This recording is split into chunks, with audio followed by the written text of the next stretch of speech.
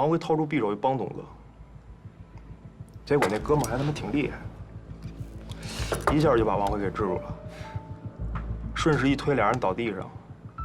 爬起来的时候，王辉看到匕首正好扎在那东哥的胸口上，那人一看这样，撒丫子就跑。碰到这事儿，我他妈怎么知道该怎么办？大伙都是兄弟，我把兜里那几千块钱给他了，后来就没联系了。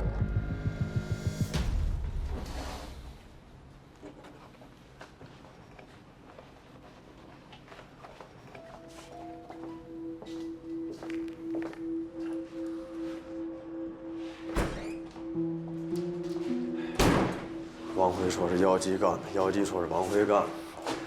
唉，两个人咬来咬去的，到底是谁呢？不管是谁，总还有一个人，得把那瘸子找着。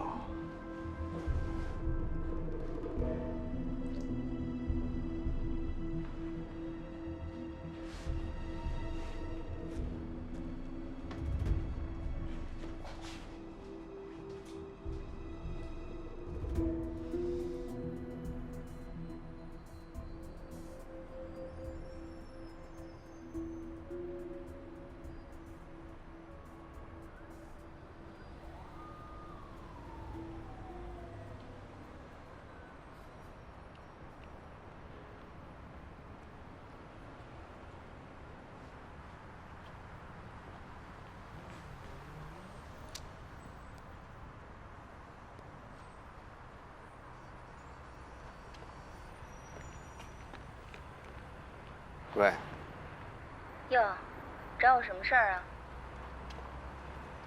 喂，喂，你怎么不说话呀？我是来自首的。宝贝儿，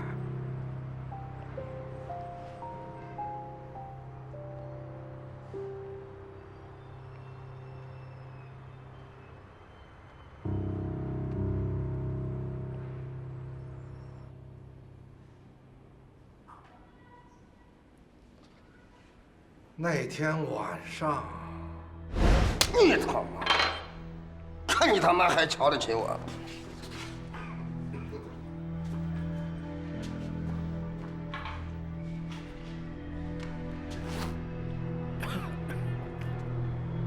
臭丫头，瞧不起我！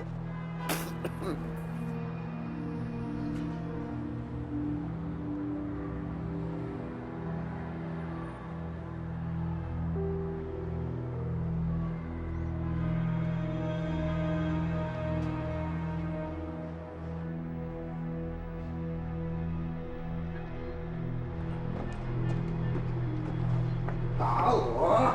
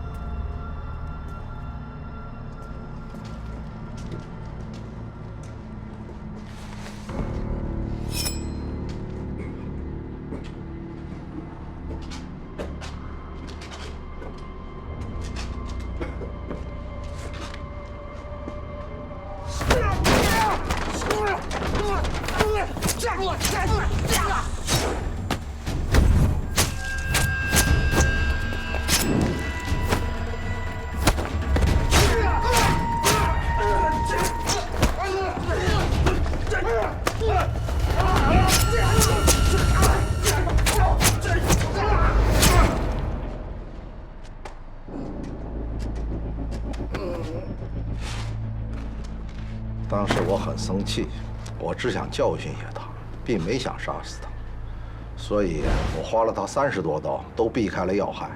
如果有人发现，1个小时之内把他送到医院，他就不会死。可吉卫东最后还是死了。你知道凶手是谁吗？我走了以后啊，又不放心，我担心，万一没人发现，他死了怎么办？毕竟啊，那个胡同太偏僻了，于是我就返回去了，我就看见了。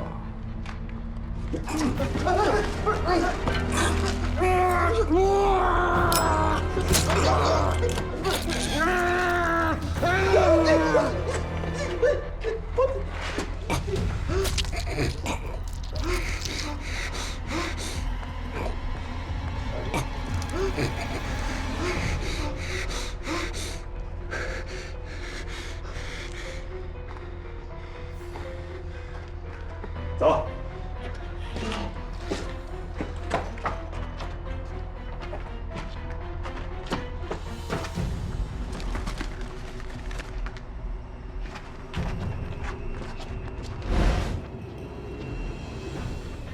先安排嫌疑人辨认吧。好。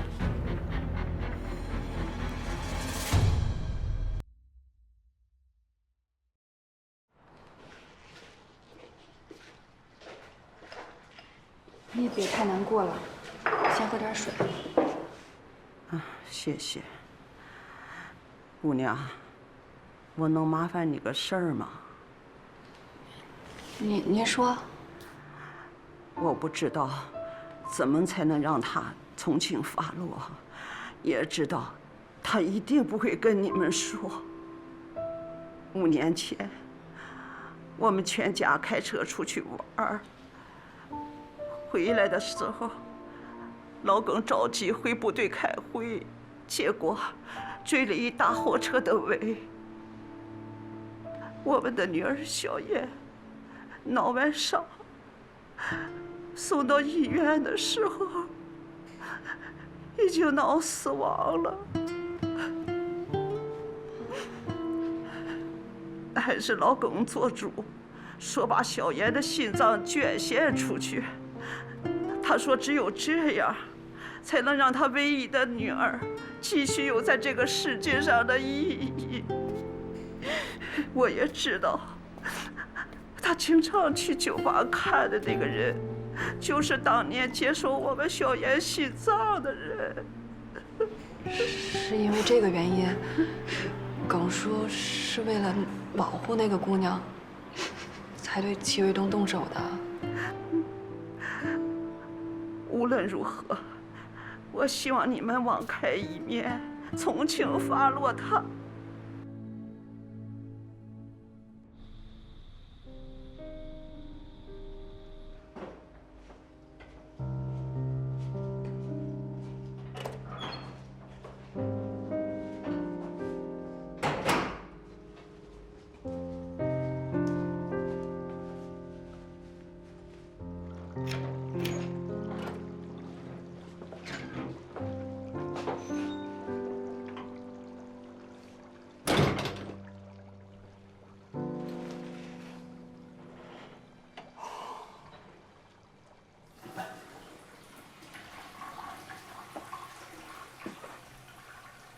怎么样，顺利吗？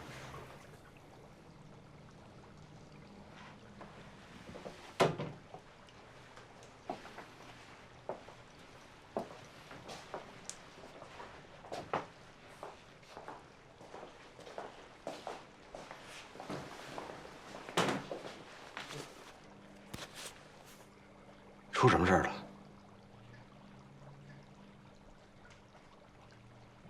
问你话呢。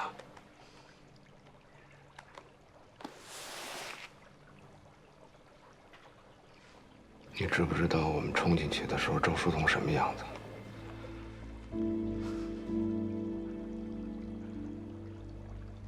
你是不是以为你把周书彤交出去就能换回真凶啊？你知道戚卫东是怎么死的吗？你知道那一刀是谁扎的吗？你知道那30多刀是他妈谁划的吗？你以为你挺聪明是吧？到底是谁？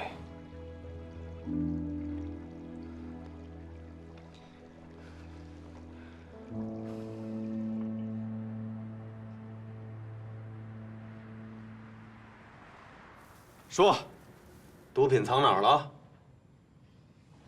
怎么着？我就是一 dealer， 还杀了人，反正都是死罪。要杀要剐，你们看着办吧。毒品你们自个儿找去吧。你们警察不是挺牛逼的吗？都这个时候了，你还嘴硬啊？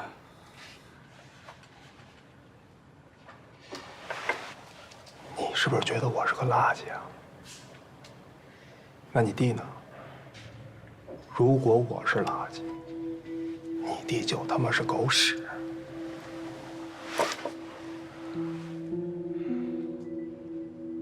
放心吧，我们很快会找到那些毒品的。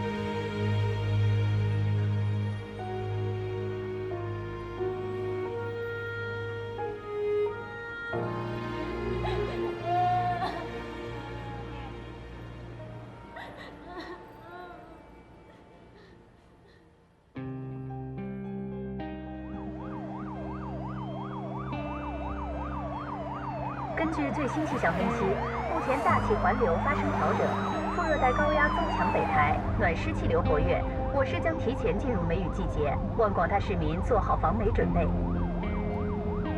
5年前我做快递的时候，跟豹子哥打过交道，知道这伙亡命之徒有3个藏毒的地点：火车站附近的集装箱中转站，长途汽车站附近的地下仓库。还有就是3号码头仓库。根据监控录像分析，妖姬经常去的地方有3处：城东他父母家、城北小三的住处，还有城南码头附近。我们分头排查。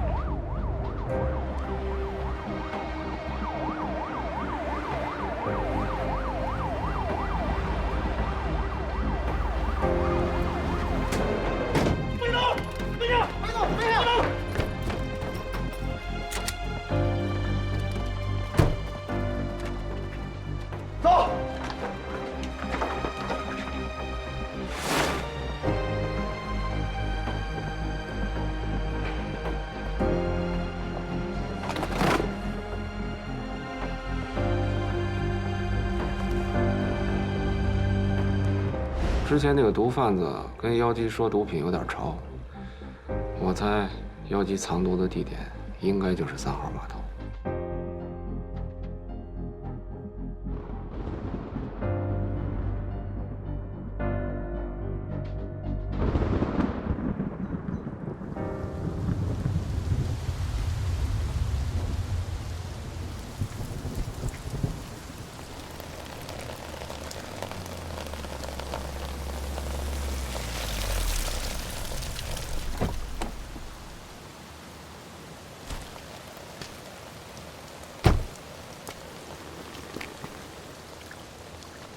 雨伞怎么换了？来，这边。这是4号院，跟隔壁的5号院、6号院一样。今年5月啊，整体拆迁，所有的住户都搬走了，隔壁小区已经开始拆了。目前啊，只有这栋楼还保留着。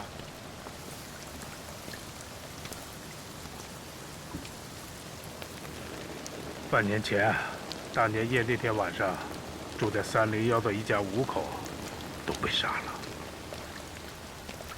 在结案之前，这里将一直封锁。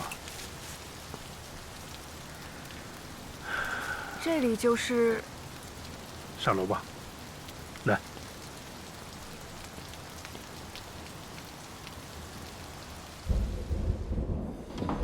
凶手是晚上10点多钟进的风。因为小区太旧，4周就没有布设安防监控，这时间是汇总各种线索推断出来的。住在301的户主叫吴征，他对外的职业是废品收购站的老板。可调查发现，他还经营一个各种违禁品的中转站，且可能与犯罪集团有密切关系。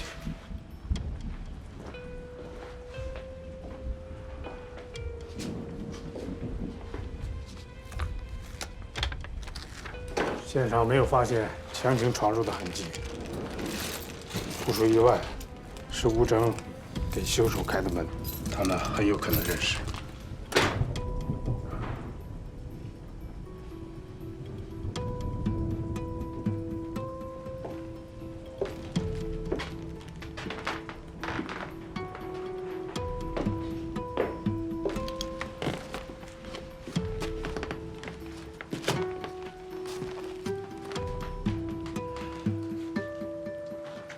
这就是吴征，尸体被发现时面朝下，背朝南，这说明是吴征领着凶手进屋时背后遇害的。伤口只有一处，是从左肩胛骨向下刺入，直接贯穿心脏。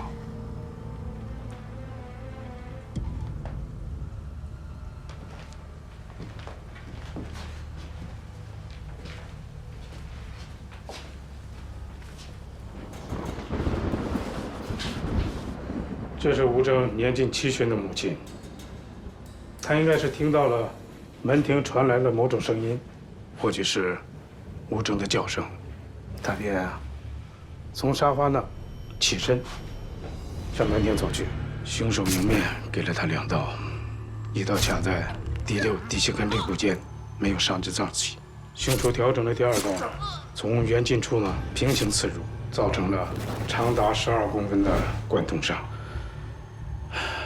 发现老人尸体时，他手里拿着毛衣针，还有他给孙子织了一半的毛衣。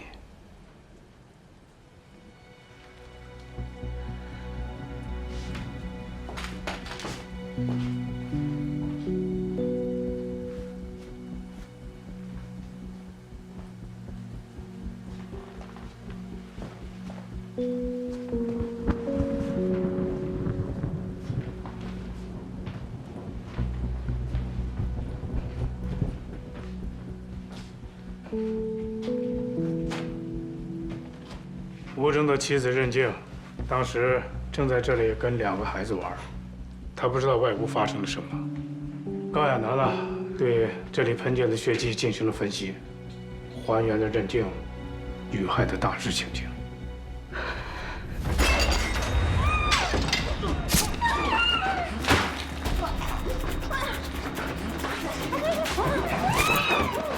据推测，凶手是将任静推到门边，自左至右划开了他的后颅，长达24公分的伤口将他2侧的动静脉全部割裂。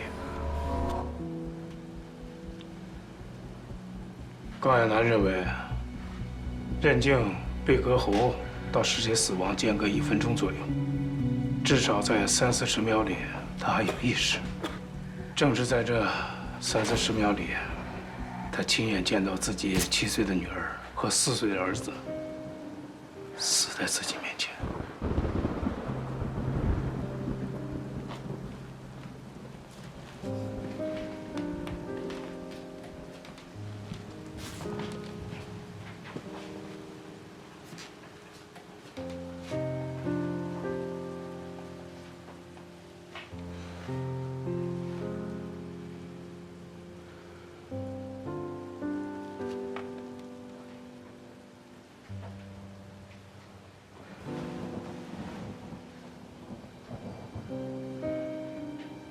这就是……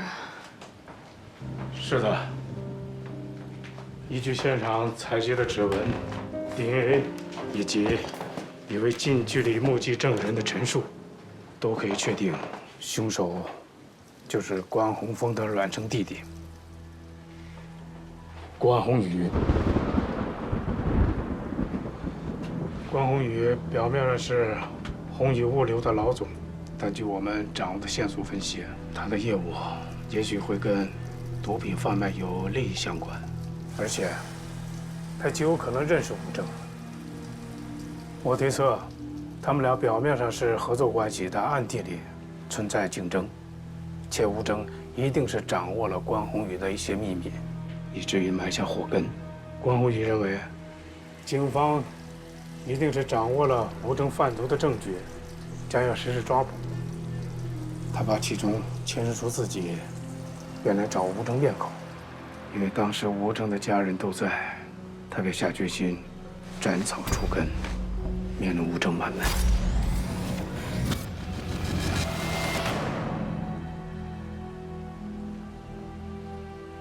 东东，如果你现在的工作安排放在半年前的话，我会无条件的支持你，甚至是欣慰，因为毕竟，关宏峰的刑侦技术，在整个军港市，那是数一数二的。但我更让你知道，作为一个警察，比技术更重要的是立场。我只是不想让你待在这么个人身边。怎么个人？关宏峰脱下制服，离开支队，现在又分文不取，假装归队协助工作。他所做的一切，就只是为了维护一个人，就是这个杀人恶魔。对他而言，他的亲弟弟比公职重要，比一个警察的正义感更重要，甚至比这一家的生命都重要。彤彤，你告诉我，这样的关宏峰是个什么立场的人？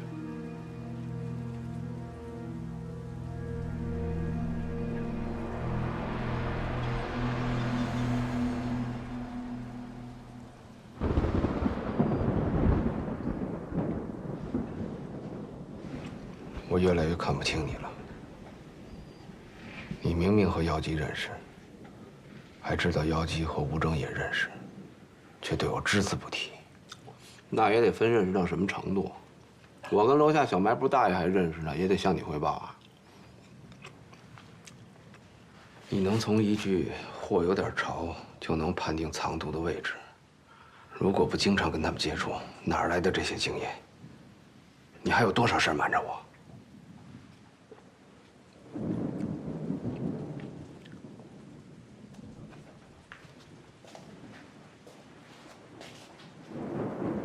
告诉我，你是不是参与过运毒？说到底了，你还是不相信我，是不是？我告诉你，做物流很难的，要想轻松一点，必须打理好这些人。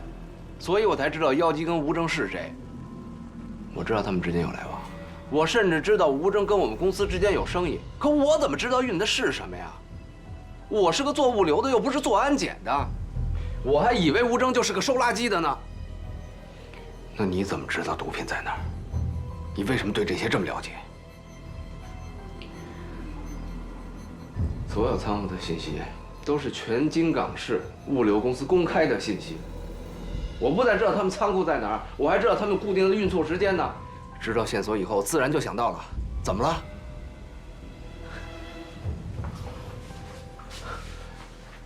还运毒？是，以前我是在社会上混的，但我没你想的那么不堪。反倒是你，没想到你作为一个警察竟然这么黑。你说什么？我问你，如果昨天晚上周树桐死了怎么办？没有如果，没有如果，挺自信啊。那武玲玲怎么死的？作为警察，为了维护法纪和正义，我们必须有牺牲的精神和觉悟。我们是老百姓的最后一道安全防线，只有做到坚定无畏，才能保证老百姓的安全。所以我们叫人民警察，而你当不了警察。别再跟我提武玲玲。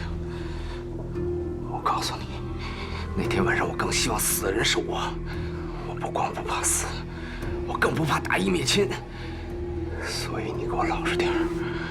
如果让我发现你有问题，就算你是我弟弟，我一样会把你送进去。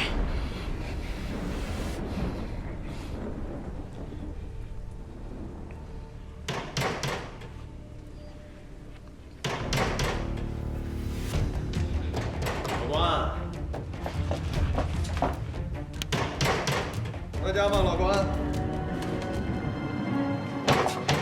老关，嗨，干嘛呢？磨磨蹭蹭的啊？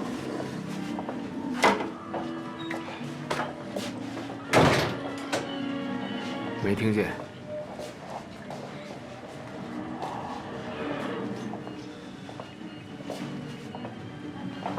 电视那么大声，你耳背啊？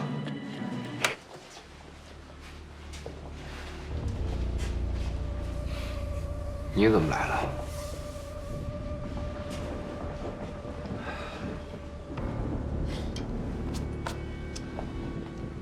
在戚卫东的验尸报告中，他指甲缝里的 DNA 信息你看了吗？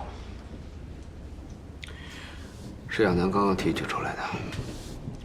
技术队拿 DNA 做了比对，得出的结果是关宏宇的。老关，他还在京港啊？那个 DNA 不是他的。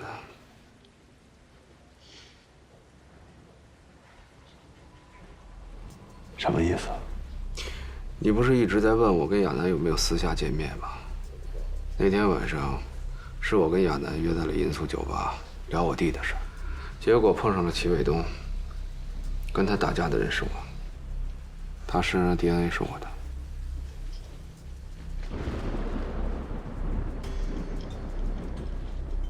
那为什么当时你不说呢？我不想让你知道我跟亚楠见面的事儿。为什么？我这个支队顾问的身份比较特殊，我弟弟跟亚楠之间的关系你也清楚。虽然我跟亚楠聊的我弟也不是什么见不得人的事儿，但毕竟是敏感时期，说出来徒增大家的烦恼。更何况我就算告诉你，你也不相信，都说无益。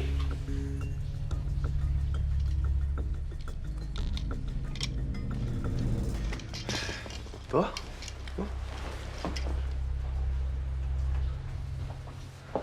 我还以为关宏宇良心发现了，准备回来自首的呢。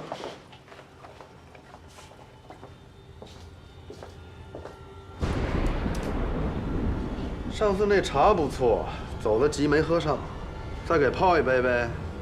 你不是来喝茶的吗？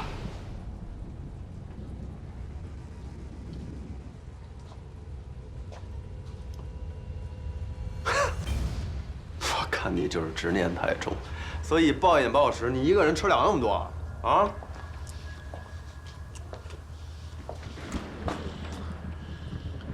留着给老虎的。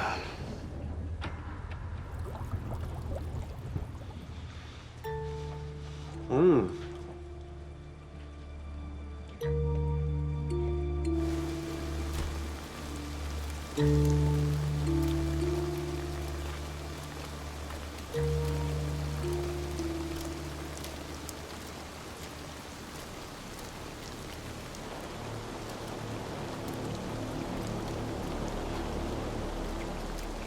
哎，刘，你干嘛去啊？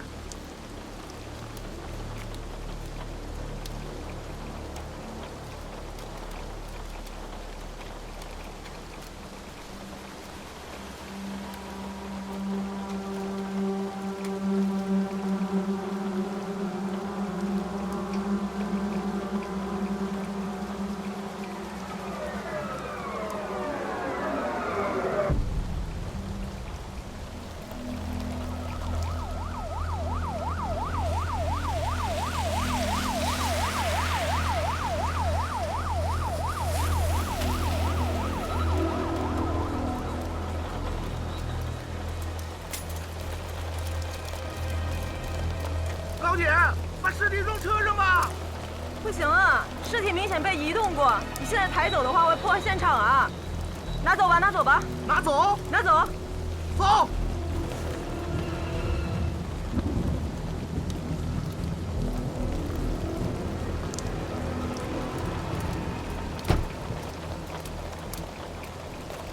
哎，师傅，打伞呢？不用，你赶紧去现场看看。哎，行，去吧去吧。好嘞。老关，老关，现场都这德行了，你也没招了吧？现场还是会留下一些痕迹的，等亚楠和技术队完工再说吧。好。周队，今天雨这么大，现场的绝大部分痕迹会不会都被冲走啊？你和老刘往这干嘛来了啊？就是，正好今天。哎，老关。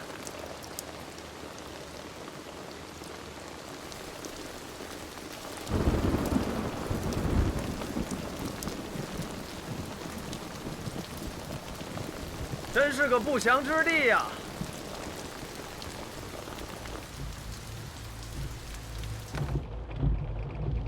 哎，董涵，消息可靠吗？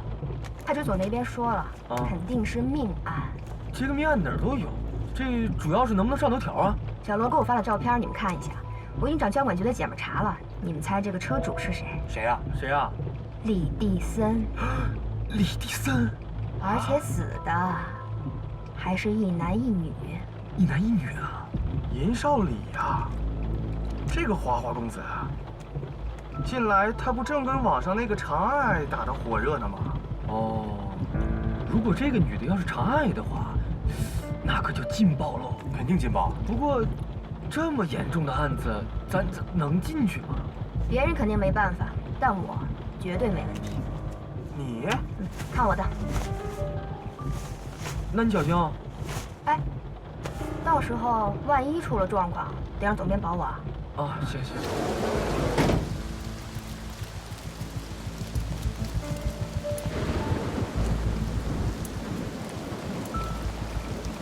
哎，仔细点啊，放心吧。切，你这得收拾到什么时候啊？是不是？我帮你吧。要不然。咱们把这片地面全部都铲走，回去慢慢筛。你看有道理吧？哎，高哥，去拿把铲子呗。哎，谢了啊。你愣是干啥？赶紧去！哎呦，别淋着，把帽子戴好。没事，我没事。别着凉。来，搭把手。我来帮你。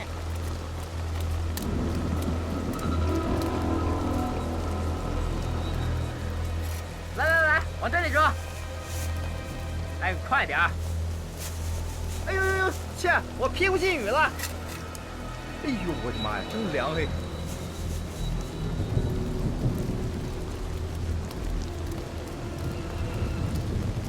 怎么样？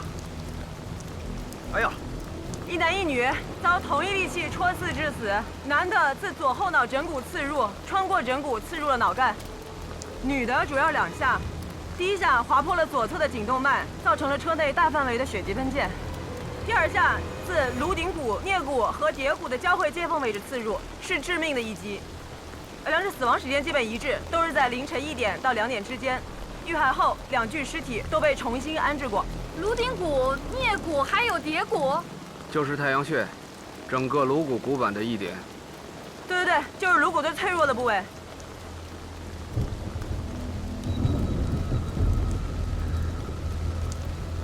小豹，快来！哎，来了！哎，豹哥！啊？技术队在里面吗？他们让我拿这个。哦，在里面忙活呢，快！好。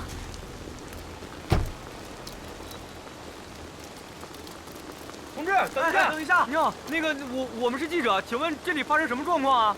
哎，我们正在工作，你们不要靠近，好不好？哎，您等一下，我们知道这个4号院之前也死过人，和今天这个有没有什么关联啊？哎呀，我们正在工作，都告诉你了，赶快回去啊！请回。您说一下吧，哎。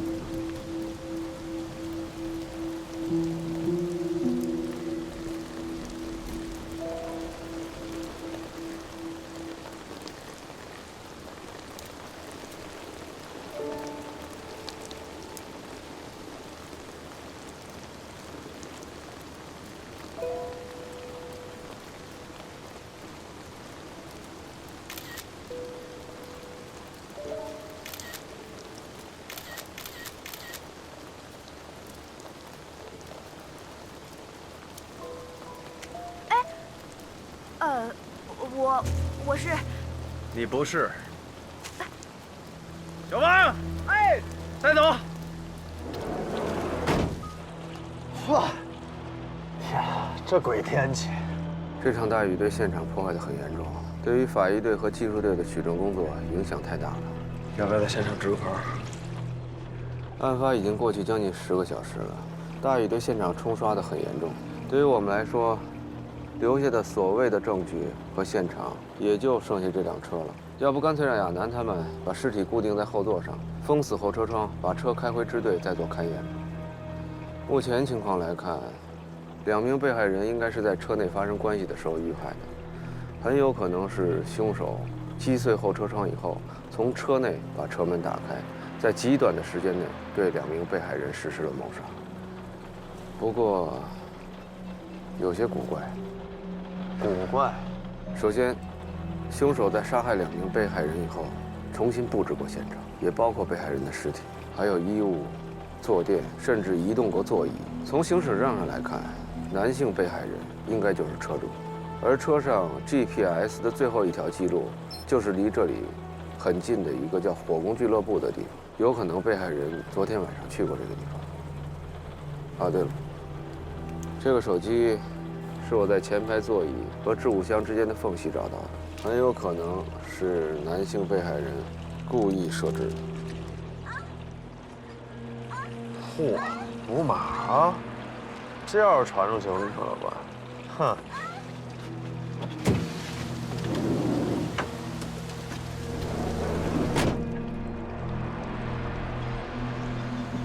说话说的不是时候，伤口上撒盐，你最在行。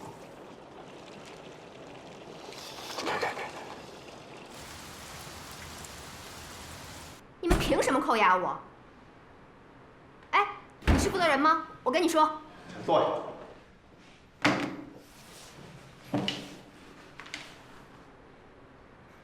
这位同志，我是一个有国家新闻总署核准资格的记者，有权知道事实的真相。你们没权扣押我。而且我们社和你们区一直保持良好的合作关系。你冒充支队刑警，进入警戒线封锁的犯罪现场，泄露侦查阶段的重要线索，侵犯被害人隐私，这就是你理直气壮的资本啊！这案子前置案，让他们看着办。哎，你们这是司法滥权，你们这是非法剥夺我和广大受众的知情权，你们必须要给相应的解释。从你的手机里至少有3张照片发出去了啊！你知道这些侦破阶段的重要案情发出去，让凶手看到他会怎么做吗？我告诉你，他可能会销毁证据，也有可能会马上出逃，甚至在你们的宣传鼓舞下会继续作案。你要是脸皮够厚的话，把这些说辞对被害人家属说去。